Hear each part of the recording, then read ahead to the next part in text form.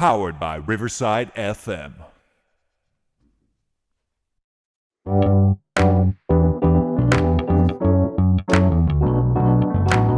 Powered by Riverside.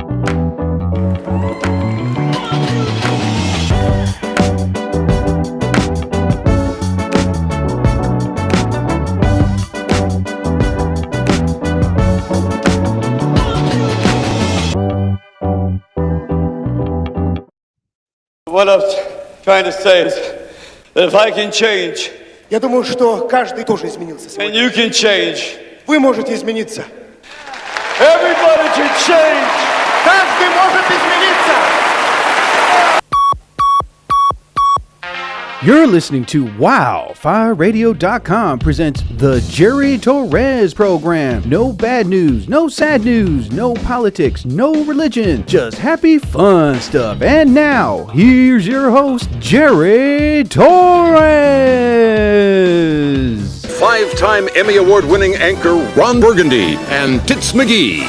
Now go to that voodoo that you do so well. Yeah. Oh my God. Ooh. So you're saying this would tickle? Okay, go ahead. Oh my God. Oh, wait, wait, we're back on the air. Oh my God, I'm using the electric ear cleaner. Yes, that's what I'm using. Wow, it does look bigger. It's getting bigger and bigger. Oh my God. How much hair did I have down there? Welcome, one and all, to another episode of the Jerry Torres program. And here on Spotify, Riverside FM, Apple Podcasts, and other podcast affiliates, YouTube Music. Yeah. Appreciate everybody coming on, staying on. Thank you so much, man. Anyway, let us continue, people. Before we begin, President Steve, we're talking about it like crazy. The great George Wendt from my favorite TV show, Cheers, passed yesterday, and I think it was the day before, but it was a punch in the gut, dude. He was like the most likable character in television ever. He made people laugh, he made people cry, and man, he was 76 years old. Well, the guy was in poor health anyway, but I mean, besides all that, he was just a legend in television, man. And it was a shock to everybody, including me. You're thinking that the guy would live, an extra, maybe longer than that. But not only he was in Cheers, he was on Broadway. He did commercials. He did TV shows. He was on Saturday Night Live. I'm trying to find. There we go. Okay, fine. That's what I wanted. So already TV Land and all these other great networks that reminisce on great television shows, they're already paying tribute. I think it's on Kovi or Antenna TV.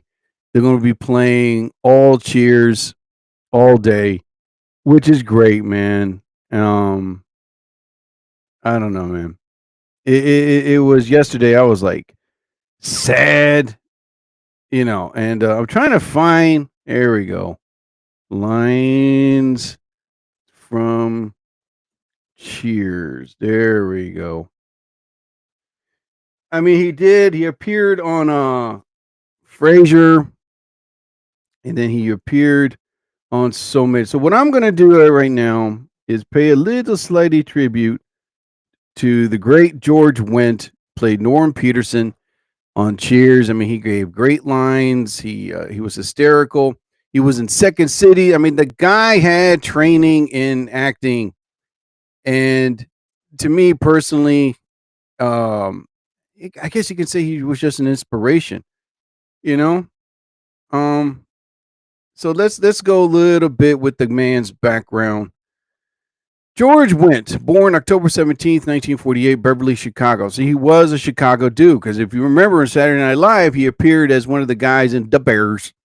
And, he never hosted it, but he just made a cameo on the show.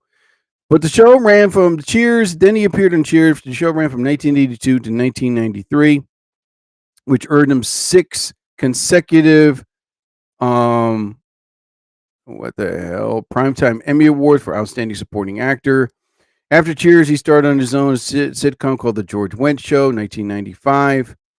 And, his alma mater was Rockhurst University. He was an active comedian. He was active from 1978 to 2024. He had 3 children. I mean, this man,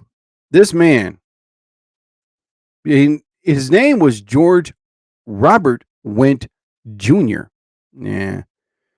But he had a lot of health issues when they paid like the 30. Can you believe it's been 32 years since Cheers was off the air? Wow. I still watch it whenever it comes on. That was my show. That was my shows of shows. But man, may he rest in peace. And he will always be remembered. And I know there's like the Cheers bar in Boston is going to already posting like memorable I don't know, man. Hold on. They're going to pay mad tribute. Every bar from Chicago to Boston, wherever he was, they're going to pay tribute. So right now I'm going to pay a little Cheers moment of the great George Wendt as Norm Peterson. So as soon as I get this uploaded, you could be able to hear his famous one-liners when he appeared in Cheers. If they don't pay no stupid, you really want to be a CEO, want to be an entrepreneur, you should take the first step. Create the LLC. I just wish YouTube played that at the end. There we go. Hearing good things about it. All right, good Lord, it's not going. All right, here we go. The great George Wendt as Norm Peterson in Cheers. You're not happy with your online. Oh my Lord, I'm about to punch this YouTube. I don't. Riverside is an online. Yeah. I'm on Riverside already. All right, shut up. Afternoon, everybody. Norm! How you doing, Norm? What do you know? Not enough. Afternoon, everybody. Norm! Norman.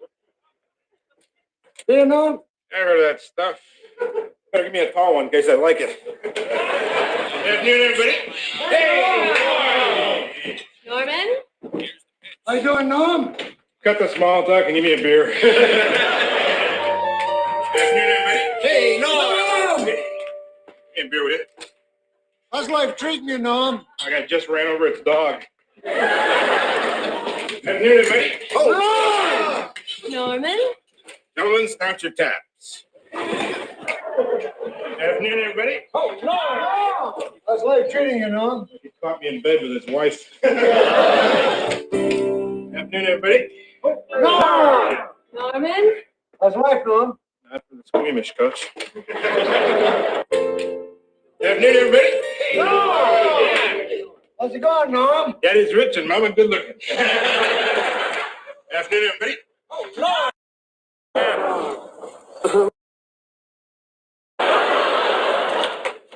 Oh, I'm trying to go. There we go. Back here a bit. There we go. Afternoon, everybody. Oh my God. All right, here we go. What brings you in this time of day? Same thing that always does. A little early for a beer, isn't it? Don't float a cornflake in it. Afternoon, everybody. Yeah. What do you say, Norm? Any cheap tawdry thing that'll give me a beer. Afternoon, everybody. What do you say to a beer, Normie? Hey, Sailor, new in town. You doing, buddy? Norman? Still pouring, Norm? That's funny. I was about to ask you the same thing. Afternoon, everybody. Norman? What's a good word, Norm? Flop, flop, fizz, fizz. Oh, not the hungry heifer. Yeah. One heartburning cocktail coming up. Evening, everybody. Hey! What do you say, Norm? Well, I never met a beer I didn't drink. And not it. Oh man. But anyway, that's all I can give. There's more. It's like 18 minutes long. But yeah, the great George Wendt, and may he rest in peace. Thank you for giving us a memorable character. And anytime anyone named Norman, make sure use that name to the best of your ability. And I mean, what can I say? Thank you, Mr. George Wendt. Thank you, Norm Peterson. The bar will always be open for you, buddy. Let's pour let's raise our glasses to the great Norm Peterson, also as George Wendt. Rest in peace, sir. Damn, man. They're all going. They're all going, man. Oh, shoot. They're all going. Damn it, man. Anyway, there you go, George. Yeah. Anyway. So, oh, good Lord. Oh, man. I got to text somebody. Great. And okay, hold on. There we go. In about an hour. Okay, in about an hour. And there we go. I'm at the doctor's office with my dad. Okay, there we go. Okay, I'll put that in there. That's perfect. Yeah. All right. There we go. Anyway, ladies and gentlemen. So, yeah, man. All right, so let's move on, people. Yeah. You know what? One more time to the great George Wendt as Norm Peterson. Cheers. May you rest in peace, sir. Pour it down one. Cheers, mate. All right. That's what I wanted to hear. Okay, man, let's continue on, man. Better days. Okay. P. Diddy trial's not going well. All right. Pathetic Diddy. Yeah. Everybody's like, you know what? F this. This is my opportunity to bring that mofo down. Your man has no power, no money, no friends. You know, his kids are like thinking they're gonna get recognition from all dressed up, all thinking like they're like, oh, I'm a star, I'm recognizable. Sure you are.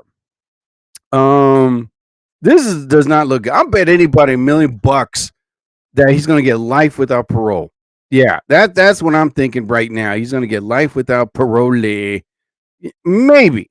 The way this system is nowadays, and he's spending so much money on lawyers, he's not going to have nothing left. You know, a little drinky poo here. Hold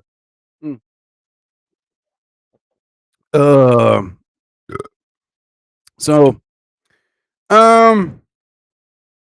Yeah, man. It's crazy how this court thing is going on right now. This case, and everybody's turning against him. Everybody's speaking up. Everybody's not afraid of him anymore. The man, this is how the case goes with many people that think they have money and power, and they think they can intimidate. They think they can. Mobsters used to do this in the old days, the Italian mob, when they had power, right? Hey, I got video of that hooker you were with. Don't let me accidentally show this to your wife when she picks up the newspaper and reads Article 19, or video cassette. Because in those days, technology wasn't advanced as it is now. There was no 4K cameras, HD cameras, and all this closed circuit television that's pretty much everywhere now, right? So then you have people that they bribe people off, they pay people to shut their mouths, or pay people to look the other way, or they intimidate, or they put a fear in them. Not anymore. People are like, you know what? F you. You think you got power. You think you can intimidate or scare people because you think you got a gang. You think you got a mob. You think you got money. You think you got power. Knowing that everybody now has a camera that's in their pocket. All right. Now they can take pictures. They can take video and send it to everywhere. Excuse me, every social network known to man. And the way recording devices are nowadays, they have cameras like the size of a dime. You know, they have microphones. They have glasses now with cameras you can record in every. Let's put it like this: you can't get away with murder anymore. You can't. And the evidence that he had in his house was piled up all the way past the roof of his house. It was yards and yards of evidence, you know, from drugs, oil, money, coke, drugs. They found weapons with scratched off serial numbers. That's a big, major federal offense. I know, I looked it up. And now everybody that worked with the man, that was abused by the man physically and verbally throughout so many years, they now speaking against him because now the man has nothing. And there were other hip hop artists that cannot stand the man. He had to wait for Biggie Smalls to die for him to get recognition. You know, it's kind of a thing where you have to say to all you want to be mobsters, to all you want to be gangsters, to all you want to be, I know I'm a boss, you know, mobster, whatever. And from Harvey Weinstein to all these other individuals that at a time when they thought they had power, when they thought they had, I can intimidate anybody and I'll make sure nobody will rat on me. Times have changed, and that boy have they changed. Now people speak up. People are not afraid. You know, you can pay them all the money in the world, but as soon as you intimidate them or try to take away their dignity, their pride, their soul, they will speak up. They will go to the federal agents. They will go to the police. They will turn in evidence. You know, the man he's a woman beater. He's a pimp. I mean, a drug addict, a drug user, a drug seller. The list goes down. The list goes. And his kids are not, I mean, listen, his kids are like all dressed up, getting out of like thinking, oh, we're there for daddy. He's like, really? You're there for your dad who's about to spend the rest of his life in prison. It's to a point where, you know, why? The man has nothing anymore. It goes for the case. Now, I know this is not a criminal case, but it could have been. Like, I was just talking to a couple fellow comedians not too long ago, and they brought up Louis C.K. Okay? Louis C.K. at one point was on the rise of getting, you know, power in the world of comedy. He was a great writer. He's a great comedian. And next thing you know, he was hosting Saturday Night Live. He was writing for like the Emmys, the Grammys, you know, and he was producing his own shows. Everything was going his way. Everything. From Netflix was making an offer, Amazon, Hulu, all these major networks and streaming services were like, listen, we'll pay you this much, you know. But he was like, I want to do the shows my way. I want to write them, I want to produce them, I want to direct them, and as well as act them. Basically, he was on the verge of getting that. And he paid, I don't know, like $6 million for a show that he had to put on YouTube. I think it was like maybe 6 or 7 episodes. I don't know. I forgot the name of the show. And it was funny. You know, it was good. But in the end, he lost, you know, he couldn't produce it anymore because he had no money left. And technically, he had no backers and stuff like that. So he was on the rise. He hosted Saturday Night Live. He was about to host again and write for big and have movies. And then all of a sudden, a woman spoke up and said, wow, he slammed his ham right in front of me. What? Yeah, he choked the chicken right in front of me, you know. And like 4 or 6 women spoke up. And next thing you know, from one woman telling the same tale, the other woman telling the same tale, he did the same to me. He said the same to me. Then the Me Too movement heard about it. All of a sudden, from everything that he was getting his way, crashed and burned. And He tried to lie and deny. He tried to hide it. He tried to deny it. And he tried to, like, dude, didn't apologize for it. He didn't really care. He didn't care. He was like, this will blow over. I'll still be a big star. Relax.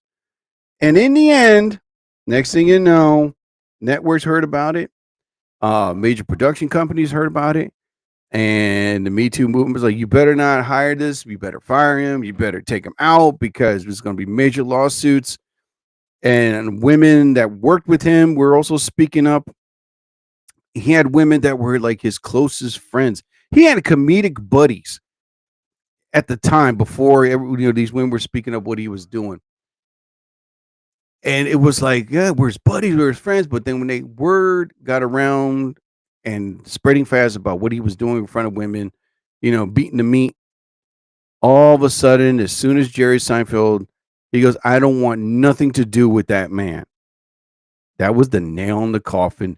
And next thing you know, the man lost $36 million in 3 days. And all of a sudden, he was banned from hosting shows. He was banned from every streaming services. He was blacklisted. I mean, he can perform in some clubs, but not all the clubs. It took him 3 years to say, I'm sorry, I apologize. I didn't mean what I mean to do, blah, blah, blah, blah. Anyone who wants to read the article, go on Google. You read everything in detail, what happened to this man. And next thing you know, everything that he worked hard for shattered, man. And he couldn't recover. He tried. He apologized, but 3 years later, he went on Joe Rogan, explained everything, and he thought it was going to be bygones and bygones. And Joe Rogan kind of had his back, and it was like, it's kind of too little too late for him to make a comeback now. I mean, yeah, he's selling out arenas, he's selling out stadiums, but you can sell out the world. No one will touch it, dude. I'm sorry. Because no woman wants to work or get close to you. They feel uncomfortable. They feel disgusted.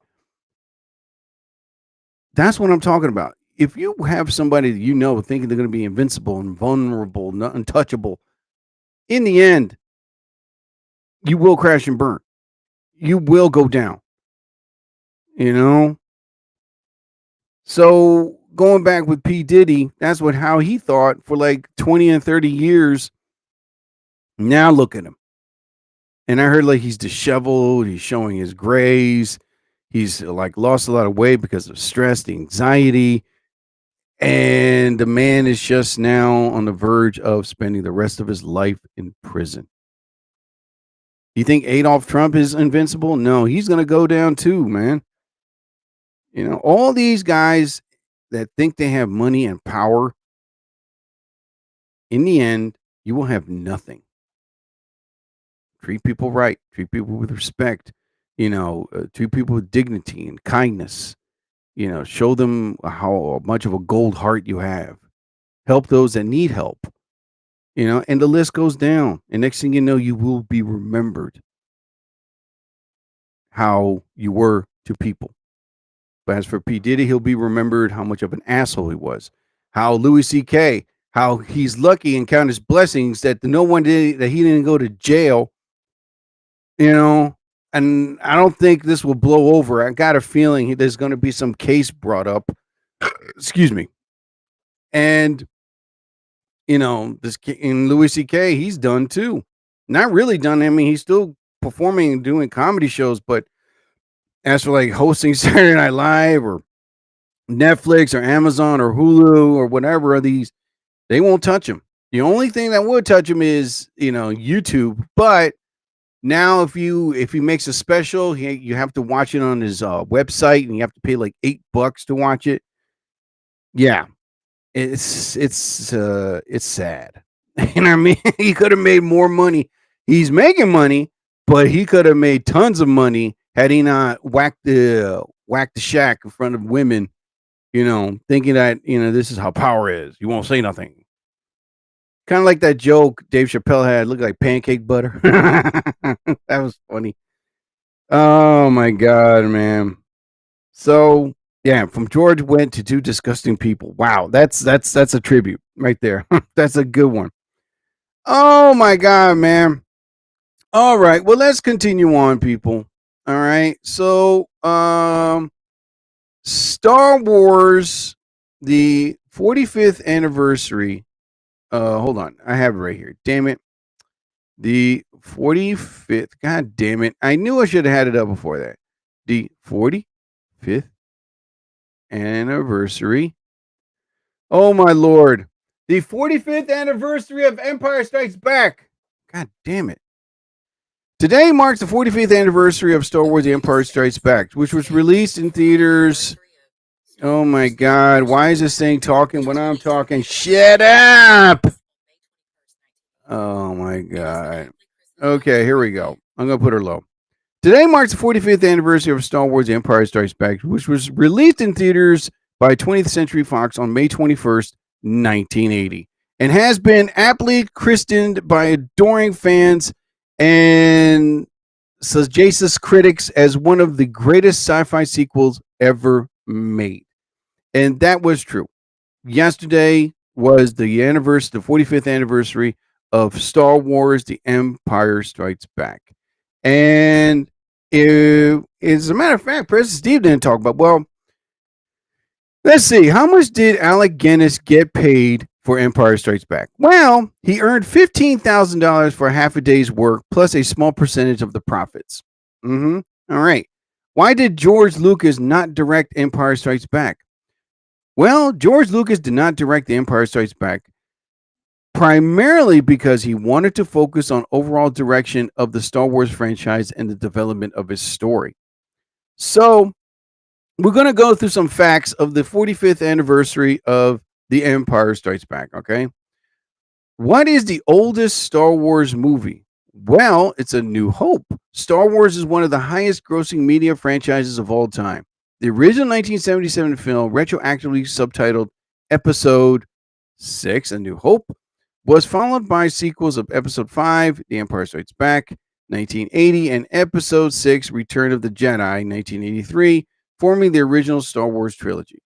Now, why does Mark Hamill look so old in Empire Strikes Back? The actor suffered facial injuries in a car wreck between the filming of A New Hope and The Empire Strikes Back. And some fans believe that the Wampa attack scene, the Hoth Yeti, was written as direct result of Mark Hamill's car accident. Carrie Fisher seemed to think so, but others involved in the film disagreed. So, how much did Mark Hamill get paid for Empire Strikes Back? Well, Mark Hamill was paid, you ready for this? $1,000 per week to play Luke Skywalker, although this is true later on. Later on, he received 0.25% of the film's profit. So, in other words, he's set for the rest of his life. Okay? Oh my God. So, there's a lot, dude. There's a lot about this anniversary. So how old was Harrison Ford in Empire Strikes Back? He was 36 years old. The Empire Strikes Back started production in March 1979 and concluded in September 1979. Harrison Ford was 36 years old during the filming of the second installment. Wow. Now, how much did Harrison Ford make for Empire Strikes Back? Though he never signed a contract throughout the trilogy, Ford had one hell of a pay raise for The Empire Strikes Back, earning $100,000, but he quintupled that figure of Return of the Jedi. Wow. So, did Mark Hamill do his own stunts in Empire Strikes Back? Well, oh damn it! What the hell? Hold on, my thingamajigga boo boo ba. There we go. Okay, hold on. Let me get this out here. I'll go back to this. Cheese and crackers. There we go. Access denied. Okay, so did Mark Hamill do his own stunts in Empire Strikes Back? Trained with the sword master Bob Anderson for his role as Luke Skywalker, Anderson was also trained David Prowse, Darth Vader. He did most of his own stunts in Star Wars Episode 5, The Empire Strikes Back, 1980, except in the scene in Cloud City where he is sucked out of the window. That was done by a professional stuntman because he had to do a backflip. So Mark Hamill was like, why can't I do it? He goes, you can't do a backflip. So they hired a stunt double, a professional stunt double, to blow him out the window, but do a backflip in the process. If you've seen the movie, you'll know what I'm talking about. So who took the royalties from Star Wars? Well, thanks especially to the re-release of Star Wars in the 90s, Alex Guinness and his estate have earned more than $95 million from Star Wars. Guinness died in 2000, but because of his epic Star Wars deal, his estate has continued to earn millions through royalty checks, licensing, and merchandise sales. Merchandising. So, how did they film Yoda in Empire Strikes Back? Okay, Frank Oz controlled the Yoda puppet from beneath the set's steel frame. Hamill could not hear Oz through the set earpieces. Excuse me. Hamill could not hear Oz through the set earpieces were used to let them hear each other, but the signal was unreliable. So, in other words, he had to use his acting skills to improvise. And he did a damn good job. So, where did they film the snow scene in Empire Strikes Back? Finns, Norway is the real cold and icy landscape that the filmmakers chose. They needed to shoot the rebel base on the planet Hoth in Empire Strikes Back. Pretty much the only way to reach the crevices and plateaus of Finns is by train, 4 to 5 hours from Oslo or Bergen. And if you ever saw the documentary of the making of Empire Strikes Back, they went through hell filming many scenes because in those days, cameras were like the size of Cadillacs. And it was so cold that they had to throw special blankets and plastic bags over the camera so none of them won't burst or break or the components to freeze. So they did what they could to film it. And they couldn't even film far away from the hotel. They were like a half a mile from the hotel they were filming. They just looked, hey, this parking lot's covered in snow. All right, it's Hoth. All right, we'll film right there. The documentary of making Empire Strikes Back was amazingly interesting because they went through hell filming that movie in Arctic temperatures. And in those days, it wasn't like it is now where you can go to a studio, go in Florida, have a green screen, and then all of a sudden you're on a cold planet, They had to actually film on location. And they went through, these guys, God bless them, the crew, the actors, went through hell trying to get these scenes done, filmed, edited, and brought out. So how cold was Hoth? That's a good question, Jerry. Wait a minute. I know I got something here. Hold on. Give me un momento, por favor. Question. No, nothing here. All right, hold on. There we go. Consequences will never be the same. Yeah, okay, hold on. Let me get somebody here. There we go. I'll get this one. Okay. Oh, my God. Checkmate. Okay. So how cold was Hoth? How cold was it? Well, most of its surface was covered with glaciers and frozen ice plains. Another third of the planet was covered by oceans. The temperature, although always frigid, was known to drop 60 degrees Celsius come nightfall. And let's put it like this. You'll die out there. Anyone knows the lines? I'm not going to say them, but everybody knows the lines. What happens, So, yeah, man. So there's so much info of Empire Strikes Back. I'll give a few more, then that's it. Did Mark Hamill work out for Empire Strikes Back? Well, Mark Hamill had a grueling training regimen to prepare for the Empire Strikes Back. Speaking to BBC several years ago, Hamill explained that he had to exercise extensively and learned multiple fighting styles to prepare for Empire Strikes Back. So in other words, he had to go on a diet, lose some weight, and do it. Alec Guinness did not like the character. He did not want to go back and say, come on, man, I died in the first one. I have to go back. But when the money was right, he went back, So this is how he really felt about the character he played. Alec Guinness made no secret of the fact that he held Star Wars in fairly low esteem. He thought it was a silly role and a silly franchise and didn't care for George Lucas's writing. He didn't like to even be associated with the parts of the project that he was involved in, let alone parts that he wasn't. But when the money came in and the paycheck came in, he had no choice but to like it. You know what I mean? Oh, George Lucas is a brilliant director and writer. I love working with this man. Oh my goodness. I'm like, oh, yeah, right. When the money was right, you were in there right away. All right. So admits he didn't like the script and the dialogue was rubbish, but that he made connection to it and thought there was something there. And it was a huge paycheck. That's what it was. So, all in all, one more. There was another director. Could Planet Hoth exist? All right, here's a good question.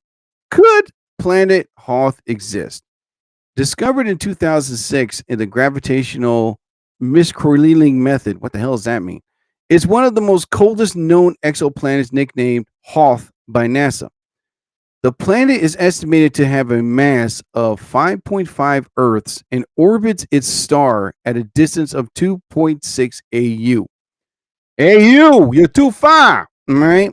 Taking about 9 years to complete one orbit. So in other words, it's very far from the sun, this planet they discovered in 2006. So all in all, if you ever watched the documentary of the making of Empire Strikes Back, it's amazingly interesting how in those days they didn't have special designs, green screens or CGI or AI. They did with still animation.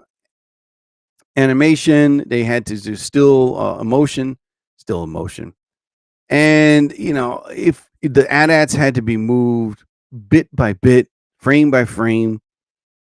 But all in all, it is to this day the best Star Wars ever made.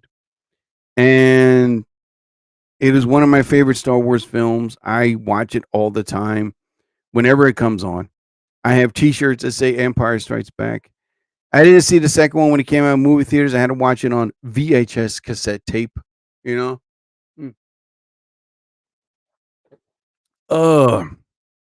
And to this day, it brings back memories when I saw it on VHS and how it just blew my mind. Now, the movie came out in 1980. I had to watch it in 1981 when it was released.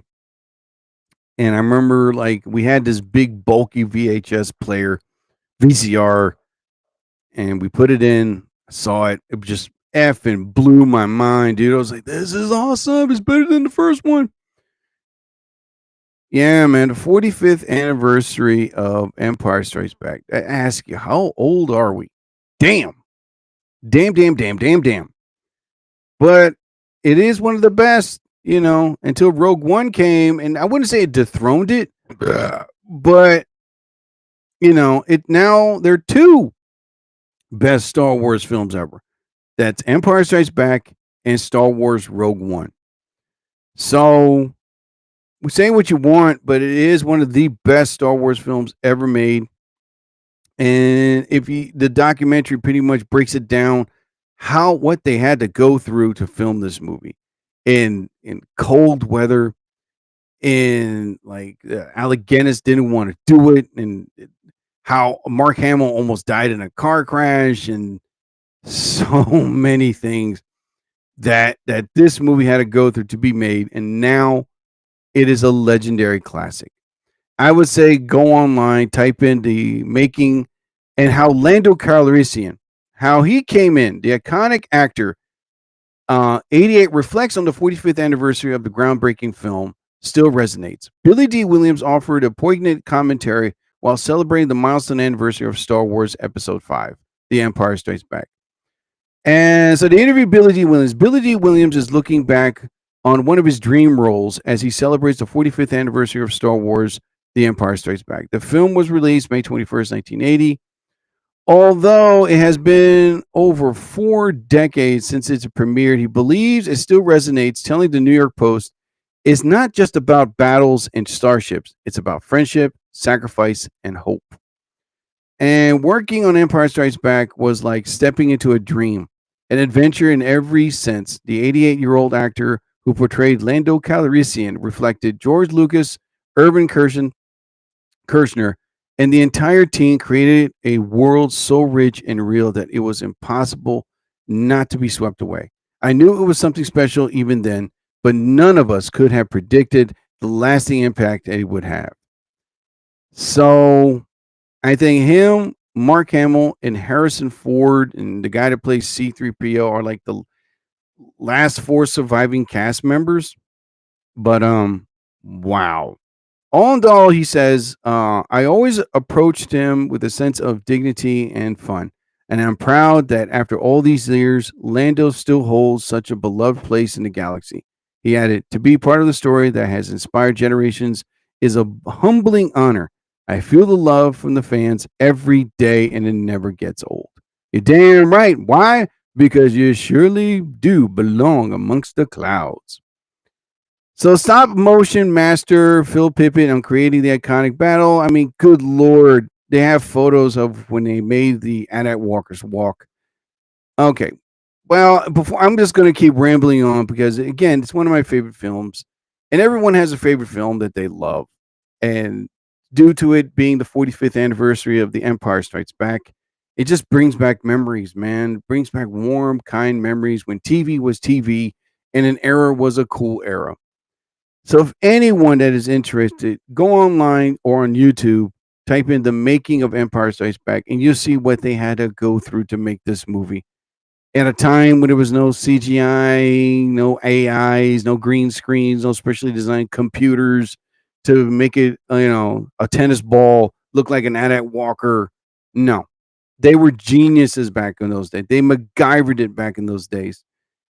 And they were amazingly talently brilliant. So this the 45th anniversary of Empire Strikes Back, man.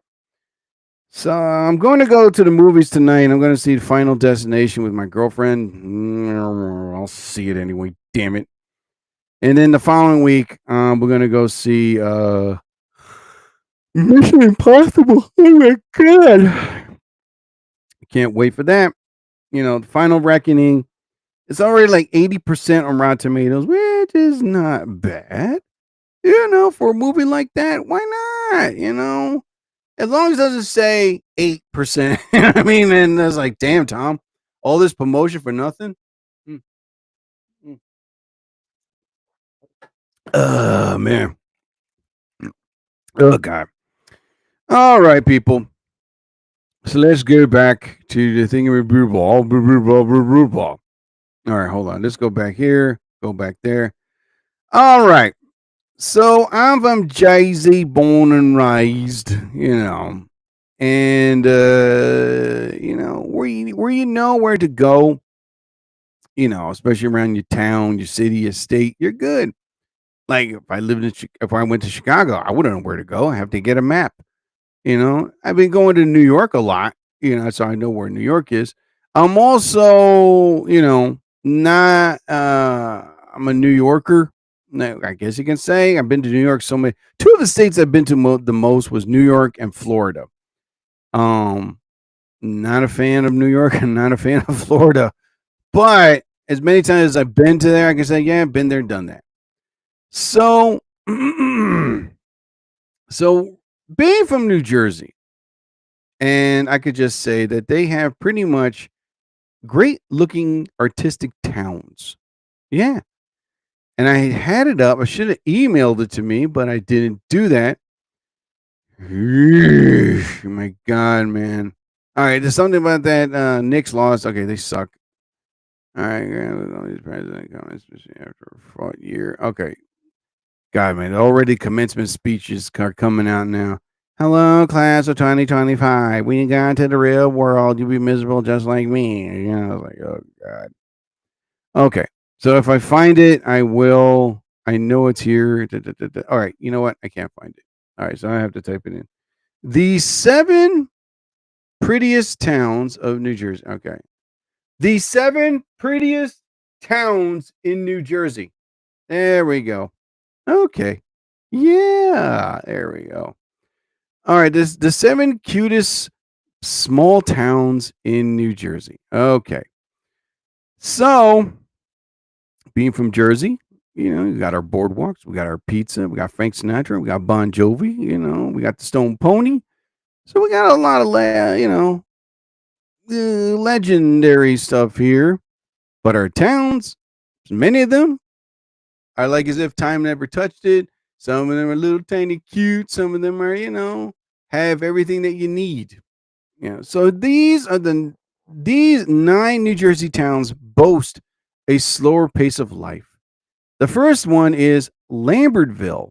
Yeah, historic Lambertville. I've been there before. Nice town, very clean. Now that it's summertime, pretty much all their restaurants and ice cream shops are open. Yeah, so it's a nice winery place. Thoughtful carry crafts and its peaceful settings where vines meet the conversation.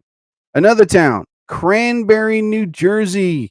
Cranberry's charm lies in the timeless traditions and serene landscapes. Its leafy lanes and heritage buildings create a peaceful escape for visitors drawn to its quiet elegance.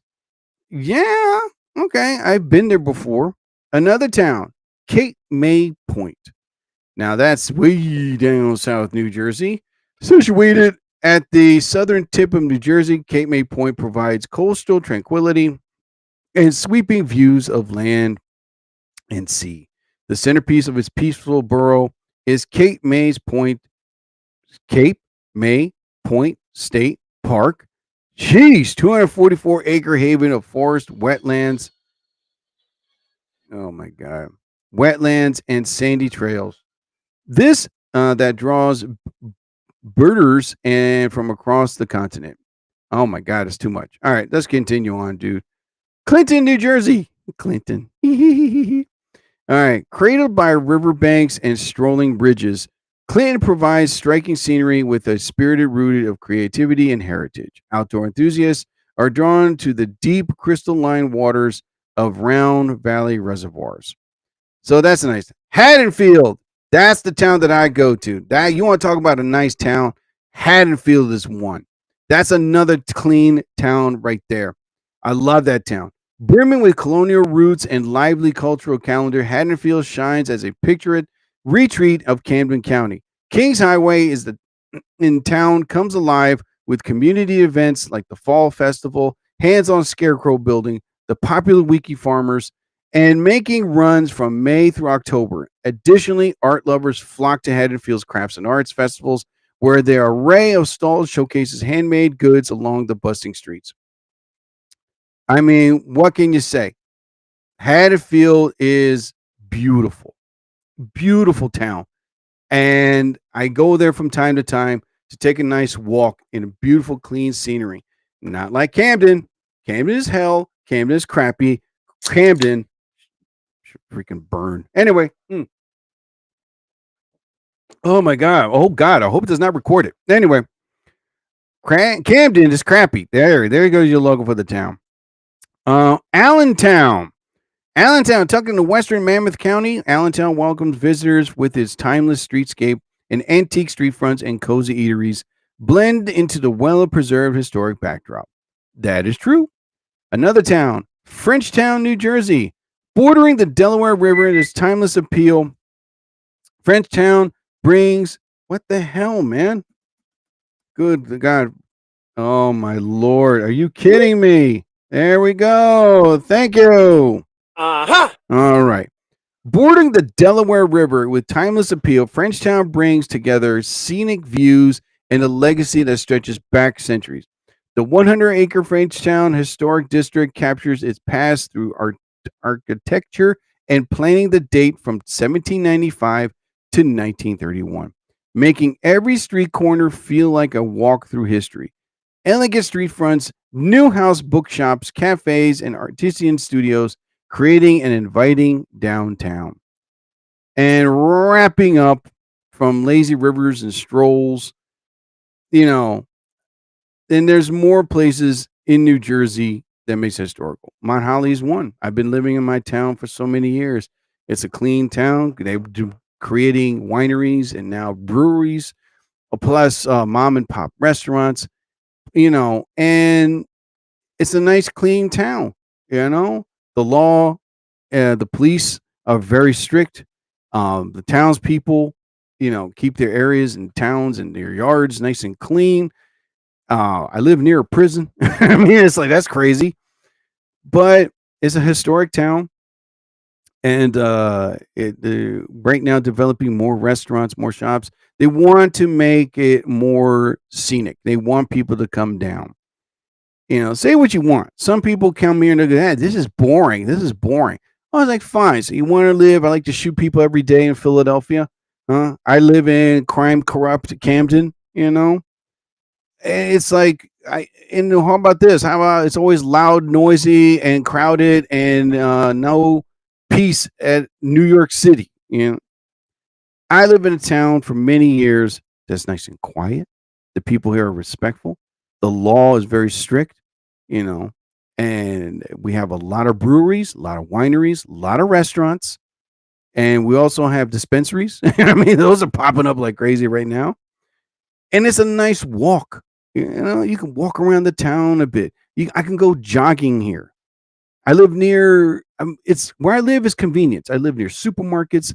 I live near Wawa's and 7-Elevens. I live near restaurants, and so on. Hell, there's a shoe shop not too far from my house. Shoe/leather shop. What can you say? I could eat outside or take a nice walk to the cigar shop that's there. There's like 3 or 4 cigar shops. And the list goes down about my town. Whatever town you live in New Jersey, as long as it has great festivals, great people, great food, good atmosphere, safe, we can take a nice walk and not worry about someone committing crimes. Am I putting down the city of Philadelphia? Fuck yeah, I am. Every time I turn on the news, someone gets shot. Someone gets shot. Someone gets shot. It's like, okay. Every time I hear something about Florida, another rainstorm, another rainstorm. I'm about to say snowstorm, another rainstorm, another tornado. I was like, okay, wow. New York City, congestion, crowded. Oh my God. Yeah, New Jersey does have its good towns and really bad towns. I'm not saying there's a lot of towns in New Jersey that's nice and clean. I would say pretty much 80% of the towns in New Jersey are clean and safe, like the ones I just read, even the town that I live in. 20% of them are hell on earth. And I know these towns. One of them is Camden corrupt, asshole government, pathetic, I don't want to live there town, or city, whatever the hell you call it. Some parts in Jersey City are like that. And so on and so on and so on. It's like they don't care. Like these political assholes don't want to do nothing. So what? The people got shot. As long as it's not near my town, Oh, they're selling drugs over there. As long as they're not selling drugs over here. Oh, there's no curfew. So let the teenagers whose parents don't really give a fuck, let them go out. Let them commit crimes. They'll be all right. They'll realize their mistake when they're in jail. No, it's not like that at all. But I'm thankful every day that I live in a town that's clean, that's convenient, and near and dear to my heart. Would I like to live here for the rest of my life? I'll be quite frank with you. There's Haddonfield. I'm looking at Mammoth County right now because I need, a better job, and I'm looking for one right now. You know, with my girlfriend, she loves Florida. She's from Florida. And I'm like, ugh, Florida. Ugh, good. I mean, but be that as it may, man, you know, wherever you live in, as long as it's clean, cool, convenient, then you're safe. But if you live in a town where it's just crime ridden, asshole teenage kids outside creating noise and mischief and starting their fart muffler cars first thing in the morning, and they're still out there in the middle of the night, and the neighborhood doesn't even bother calling the police, that's a town you don't want to live in. You just want to get the hell out of there. You know, and finding a nice town where you can just breathe, where you can just be safe. And we can just take a walk and say, oh my God, I actually see a squirrel. I actually see a bird. Oh my God, is that a little river? We don't have that. Why? You know, well, from Philadelphia, I always hear pigeons. You know, it's like, and crackheads. You know, that's all we see. People are going to say, why are you putting down Philadelphia? Well, because I can. All right. But besides all that, people, if there's a town that's near and dear to your heart, more power to you, man. You know, but sometimes people want serenity. People want, you know, breathability. And just be like, oh my God, I can actually take a walk downtown, have a pizza, have a pretzel, and not worried about, you know, hoping I can make it home alive. You know what I mean? Are towns safe? Most towns are, and most towns are not. So try to make the best of it, people. So if there's a town you live in, you love, all right. As long as it's working with you, not against you. All right, ladies and gentlemen, that is about my time for the Jerry Torres program. As you all well know, I am an accomplished author. I've written a book entitled Chinese Food for Breakfast. And you can find my book either on lulu.com, that is Lulu, or on Amazon Kindle. And it's an ebook. You can download the book, read the book anytime, anywhere on your phone, tablet, or your laptop. And the book is only $4, people, so you're really not going to be breaking the bank. Also, what the hell is this? Oh, there we go. There, I will play the song again. I will play the song. I made a promise to my buddy. Okay. Oh, I hope it doesn't play. Okay, good. Whew. So download the book today and have a good read. All right. Also, listen to my good friend Letice Mitchell's podcast, Tice Talk. She's on the verge of making a comeback. I'm real excited. You can listen to her previous podcast shows either on on YouTube, Instagram, or on YouTube. What the hell was that? Huh, thought I heard something. So she's a really funny comedian. She's one of my dearest and closest friends in the business. What the hell? Okay, something's wrong here. There we go. I know what I did wrong. Damn it. Oh my God. I'm so sorry. All right, let's go do this again. And also listen to my good friend's podcast show, Letice Mitchell's Tice Talk. You can find her previous podcast episodes either on TikTok, Instagram, or on YouTube. She's on the verge of making a comeback. Her podcast shows about fun, life, or family. Wherever she sees it, she talks about it and makes it hysterical. Letice Mitchell is one of my dearest and closest friends in the comedy business. And when she's on stage, she is taking over the whole show. She is hysterical on stage. I love watching her perform. So if you want to, she's also on the verge of making a comeback from her podcast show. So download and listen to her previous podcast shows, Letice Mitchell's Tice Talk. It'll make your head spin. Letice Mitchell's Tice Talk. Real bad. Listen to Tice Talk. In your face. Tice Talk. It'll knock your socks off. Also, listen to Gordo B's song. He just made a new album, the Quest Brothers. Download his album. You can find his album either on TikTok, Instagram, or on YouTube. He just finished his new album, and take a listen to it. You can find him on Deezer. You can find him on Spotify. Download his music, his new album. Listen to it. You won't regret it. It is really cool hip hop music, lyrics that you can understand. Like this one that I love from Gordo B entitled Curve. Take a listen.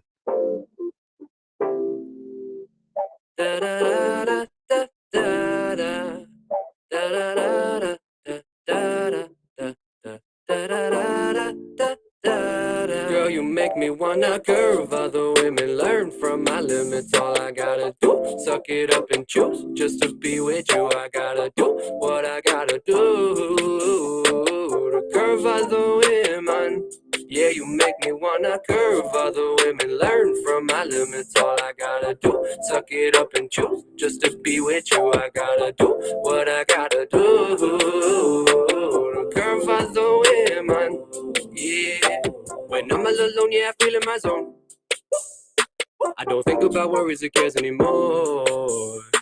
I invited you to my home, introduced you to my folks, to prove to you you ain't just some hope, cause I know that's not how you roll. There you go, man. So that's Gordo B's Curve. Check him out. Download his album. Listen to it. You won't regret it. You'll love it. Also, listen to Funky Times. They are a great band that mixes up with jazz, funk, and rock. Check them out either on Instagram, TikTok, or on YouTube. I love their music. They make music and make music right. So if you're interested in hiring them for a special event, look them up, send them an email, and then you can hire them and you won't regret hiring them. And speaking of Funky Times, I use their music to close my show. And a 3 and a 2 and a 1 and a 1 and a 2 and a 3. Damn it. 3, 4. All right, ladies and gentlemen, thank you for listening to another episode of the Jerry Torres program. As I always say towards the end of my podcast, whatever religious figure you believe in, may you be blessed. I visually fondue. I'll be back. So I ask you all, please don't go changing. I'm gone. Get gone. And bye.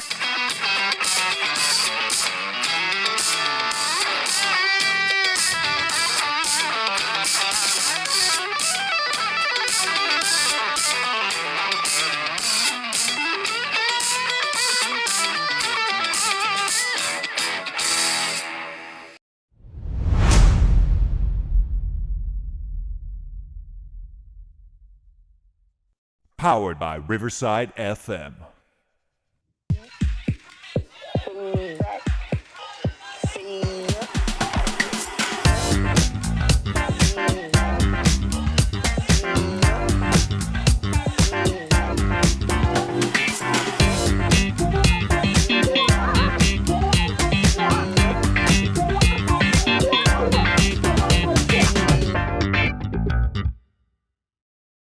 Limited time offer. No purchase necessary. Offer valid at participating locations. Void where prohibited. No animals were harmed during the production of this soundboard. Subject to change without notice. Side effects include dry mouth, occasional pig snort or two, sore stomach, teary eyes, achy jaws, and whatever tingles well. Laughing heart.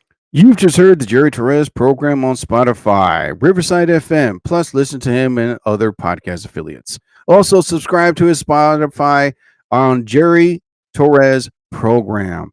Download any of his previous episodes, listen, and enjoy because it is magic.